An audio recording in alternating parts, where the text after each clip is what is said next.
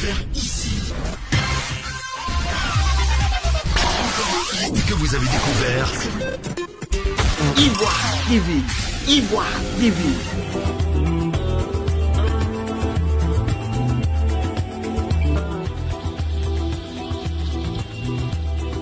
La communication du RHDP. Mesdames et messieurs les journalistes, merci d'avoir répondu à notre invitation, laquelle invitation est motivée par les dernières sorties hasardeuses de M. Babo.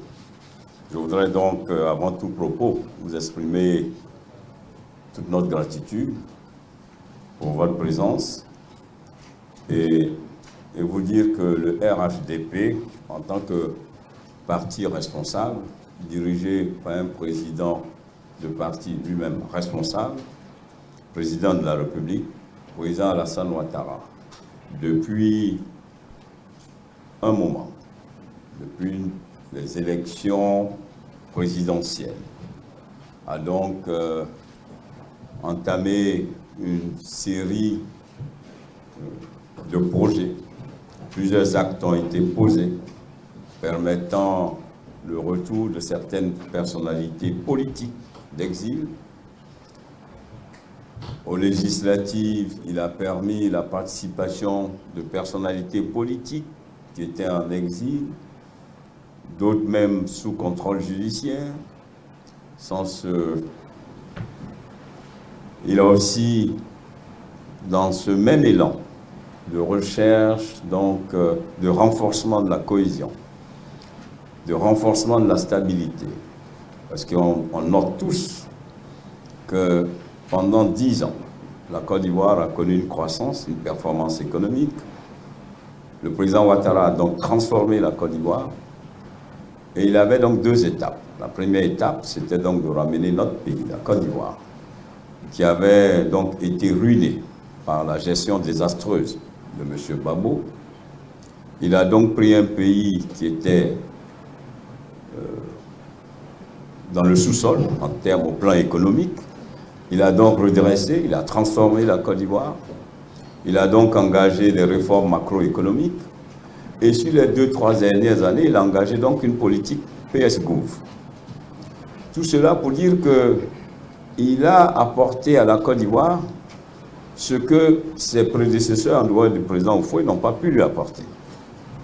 En 10 ans donc, il a non seulement permis à la Côte d'Ivoire de connaître une performance économique, de connaître une stabilité, de connaître la paix. On note aussi que en octobre 2020, les mêmes acteurs ont tenté d'empêcher l'élection présidentielle. Là encore, le président Alassane Ouattara, soucieux de maintenir son pays dans la stabilité et la paix, de maintenir son pays dans la légalité, dans le respect de la Constitution, a donc permis de tenir l'élection à date. C'était un défi, c'était un élément important. Devant leur incapacité d'offrir un projet de société à la Côte d'Ivoire, devant leur déficit de projet, ils ont fait le choix tous ensemble de l'insurrection, du boycott, de la désobéissance civile, et à la fin, ils ont échoué. Malgré cet échec, le président Alassane Ouattara, toujours soucieux de rassembler les Ivoiriens autour de l'idéal, de l'essentiel, a encore tendu la main, permettant ainsi à son gouvernement à l'époque, sous la houlette du Premier ministre Ahmed Bakayoko,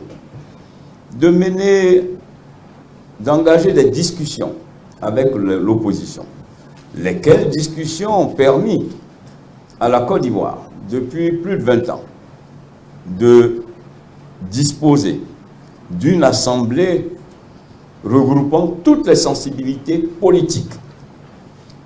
Élections auxquelles ont participé tous les acteurs politiques. Pour preuve, tous les leaders des partis politiques de toutes les sensibilités sont à l'Assemblée. On peut donc considérer que cette Assemblée est l'expression réelle de notre échiquier politique. Au lendemain de ces législatives, le parti EDS a engagé des démarches à l'effet d'obtenir le retour de M. Gbagbo Laurent.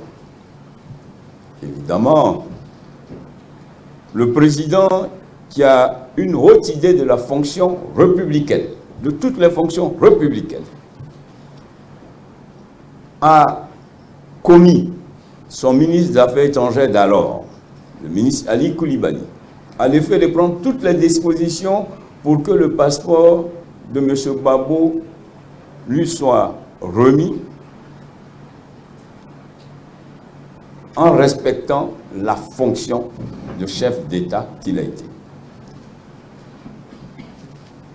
Son retour a obéi à des dispositions, toujours liées à la fonction qu'il a occupée. Malgré toutes ces attentions républicaines, nous avons pensé que le sens de la responsabilité, le sens de la citoyenneté, le sens simplement de l'engagement citoyen aurait amené M. Gbagbo à avoir plus d'égard à l'endroit de la fonction d'abord. Qu'il ait de l'affection pour M. Ouattara ou pas, là n'est pas le problème. Mais il y a le respect de la fonction. Le respect des textes, les fonctions naissent des textes. Il y a un président de la République, il y a un respect du président de la République. Aujourd'hui, comme on vous l'avait annoncé, le RHDP vous avait dit que le retour de M. Gbagbo était un non-événement. Effectivement, c'était un non-événement. Et la vie a continué, la vie continue en Côte d'Ivoire. Je crois que les Ivoiriens, ce qu'ils attendent de nous aujourd'hui, c'est ce qui est essentiel pour leur vie. Mais voilà que quelques jours après,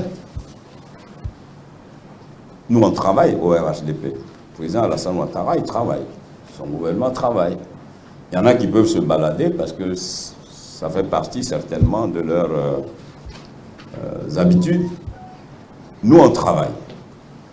Mais faut-il encore que pendant ces balades, on puisse garder le sens de la responsabilité, surtout quand on a occupé certaines fonctions.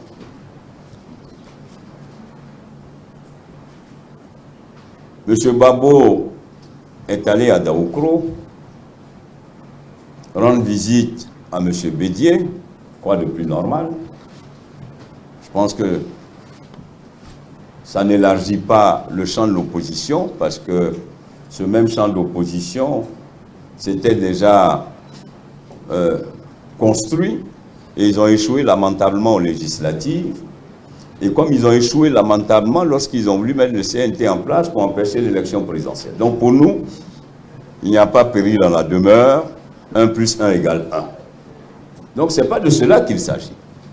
Ce dont il s'agit, c'est lorsque M. Gbagbo refuse d'être respectueux des textes. La Constitution a été votée en 2016, en novembre. Constitution portée par M. Bédié lui-même, par le groupement politique d'alors, votée à une large majorité. La démocratie, c'est la loi de la majorité dans le respect des minorités. La majorité a voté donc cette constitution. Nous sommes donc passés à une autre république, à une nouvelle république. Cette constitution a indiqué une date d'organisation des élections. Je ne reviendrai pas sur les élections de 2010 parce que M. Gbagbo a été proprement battu conformément aux règles. Celui qui organisait les élections avait été choisi par lui-même, mais on est coutumier de son refus de s'aligner sur les textes constitutionnels. Parce qu'en 2000, il n'a même pas attendu que les résultats soient donnés quand il a appelé les gens dans la rue pour s'approprier, pour braquer le pouvoir de 2000. C'est un braquage électoral. En 2010, n'acceptant pas sa défaite, il occasionne 3000 morts. C'est son refus d'accepter le verdict qui a occasionné les 3000 morts. Donc, M. Gbagbo ne peut pas nous donner ni des leçons de respect des textes, ni des leçons de démocratie, encore moins nous parler de crimes. Parce que le président Alassane Ouattara, pendant 10 ans, n'a commis aucun crime. Alors que la désobéissance civile engagée par M. Bédié a occasionné 80 morts, et que le refus de reconnaître sa défaite Gbagbo en 2010 a occasionné 3000 morts, soit 3080 morts pour les deux anciens chefs d'État. Quelle irresponsabilité! Pour nous, les choses sont très claires. Le président Alassane Ouattara est droit dans ses bottes. Il est le président de la République de la Côte d'Ivoire, point barre. Que M. Gbagbo le sache, le RHDP sera aux côtés du président Alassane Ouattara pour mener toute la bataille qu'il faut jusqu'à la dernière énergie pour maintenir la stabilité et la paix dont a besoin le peuple de Côte d'Ivoire. M. Gbagbo est arrivé, il a trouvé un pays en paix, certainement traumatisé par la transformation de la Côte d'Ivoire positivement. Donc il est peut-être un peu dépassé, ce que je peux comprendre, mais nous ne sommes plus en 2010, nous sommes en 2021. Il faut donc que la magnanimité affichée du président Alassane Ouattara ne s'apparente pas à de la faiblesse. Le RHDP est pour la réconciliation, le renforcement de la cohésion sociale, mais dans le respect des fonctions républicaines. Nous avons du respect pour les anciens chefs d'État qu'ils ont été. Nous leur demandons de respecter le président de la République, Alassane Ouattara. Rien ne s'imposera au président Alassane Ouattara, et encore moins au RHDP. Nous n'avons pas besoin de dialogue national. Les institutions fonctionnent, l'Assemblée fonctionne, toutes les institutions sont en place. Nous ne sommes pas un pays en crise. Mieux, je voyais ce matin que la Côte d'Ivoire est le deuxième pays en termes de performance subsaharien. Sur la place financière, c'est un pays dont le mérite est reconnu. Il ne faut quand même pas, après que les Ivoiriens aient été habitués à la performance, à la stabilité, à la paix, que M. Gbagbo, parce que certainement encore revanchard, pense que cette Côte d'Ivoire-là, cette Côte d'Ivoire nouvelle, va encore se laisser entraîner par des histoires écrites par lui. Il peut écrire son histoire à lui, mais il ne faut pas falsifier les faits. Les faits sont là, factuels, les faits sont là, têtus. La Côte d'Ivoire a changé. Aujourd'hui, il y a une autre Côte d'Ivoire. Il faut que M. Gbagbo sache qu'il y a une autre Côte d'Ivoire et que la Côte d'Ivoire d'Alassane Ouattara n'est pas une Côte d'Ivoire anarchique telle que nous l'avons connue. La prééminence de l'insubordination connue de 2000 à 2010 n'est pas la Côte d'Ivoire d'Alassane Ouattara, où il y a une hiérarchie, il y a des institutions qui fonctionnent, il y a un pays qui fonctionne.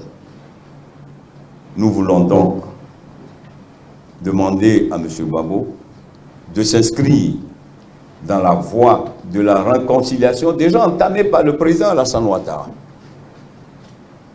Les Ivoiriens ont besoin de paix et de stabilité. Et nous voulons, avec tous les Ivoiriens, nous engager dans cette dynamique déjà amorcée par le président Alassane Ouattara.